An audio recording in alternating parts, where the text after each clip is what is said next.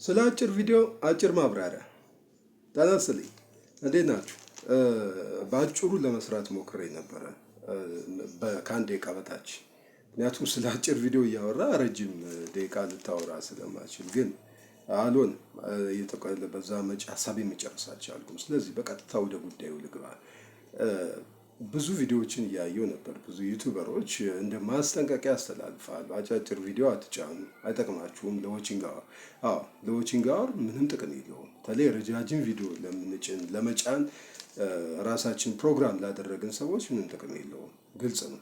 ምናልባት ራሳችሁን በሾርት ቪዲዮ መስራት ሾርት ቪዲዮ ላይ መስራት የምትፈልጉ ሰዎች ለእናንተ ችግር የለውም። ምክንያቱም በ3 ወር ውስጥ 1 ሚሊዮን ቪው እና 500 ሰብስክራይበር የሚኖራችሁ ከሆነ ሞኔታይዝ ትሆናላችሁ። ለእኛ ግን አይጠቅምም። ዎቺንግ አወር ግን ደግሞ ጥቅም አለው። በምን? ለሰብስክራይበር። ይሄንን ወደ እኔ በቀጥታ ተሞክሮ ልሰዳችሁ። አንድ ቪዲዮ የመጀመሪያ የለቀኩት ሾርት ቪዲዮ ስለ አብይ አህመድ ነው እና ገብታችሁ መመልከት ትችላላችሁ። እንትን ላይ ቪዲዮ ላይ የጠቅላይ ሚኒስትር አብይ አህመድ አንድ ንግግር ነበር፣ ህዳሴ ግድቡ ላይ በተመለከተ ቃላችንን ጠብቀናል የሚል ነው ርዕሱ እና 25 ሰከንድ የፈጀ ነው። የሚገርማችሁ ይሄ ሾርት ቪዲዮ እስከ ዛሬ ድረስ 79265 ቪው አለው፣ 693 ላይክ አለው፣ 32 ጊዜ ሼር ተደርጓል። በጣም በሚገርም ሁኔታ 136 ሰብስክራይበር አለ። ኦኬ አልለመንኩበትም። እነዚህን 136 ሰብስክራይበሮች ለማግኘት ልመና አልገባውም፣ አልደወልኩላቸውም። ኦኬ ምን ለማለት ፈልጌ ነው? አጭር ቪዲዮ ጫኑ።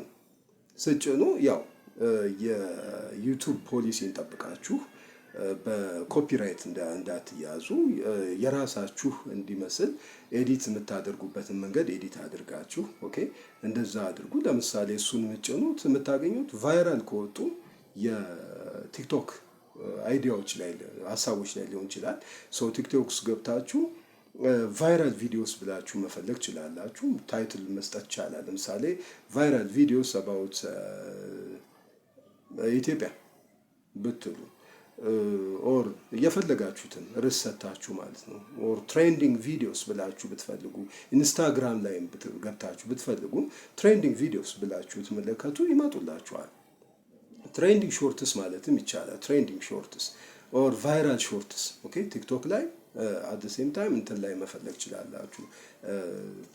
ማነው ፌስቡክ ላይ እንዲሁም ኢንስታግራም ላይ ይሄንን አድርጉ። ኤዲት አድርጋችሁት የተወሰነ የምጨማምሩት ነገር ጨማምራችሁ የራሳችሁን ነገር ሎጎ ካለው ሎጎን አውጥታችሁ ቢኮዝ ከሎጎ ውጭ መሆን አለበት። እንደገና ደግሞ ወተር ማርክ መኖር የለበትም። እነሱ ወተር ማርክ እንዴት ይነሳል የሚለውን በሌላ አጭር ቪዲዮ አሳያችኋለሁ። በዛ መንገድ አድርጋችሁ አጭር ቪዲዮዎችን ጫኑ። ስትጭኑ ግን ከመጫናችሁ በፊት ያው ሁሉንም ቪዲዮ እንደምጭኑ ፕራይቬት አድርጉት። ወር አንሊስትድ ይሁን፣ በቀጥታ ፐብሊክ ላይ እንዳትጭኑ። የተወሰኑ ደቂቃዎች ወር ላይ ሰዓታት ጠብቁ።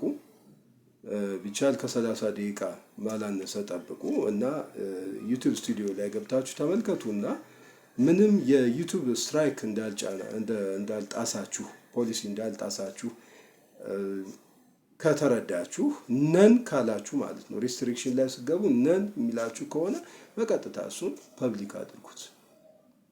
ይሄን ነው። በተረፈ ጥቅም አለ። ሾርት ቪዲዮ ይጠቅማል። ዝም ብላችሁ የተገኘውን አጫኑ፣ እንትን አድርጉ። ቫይራል የወጡ ቪዲዮዎችን ተጠቀሙ። በዚህ መንገድ ለሰብስክሪፕሽን ሾርት ቪዲዮ በጣም ይጠቅማል።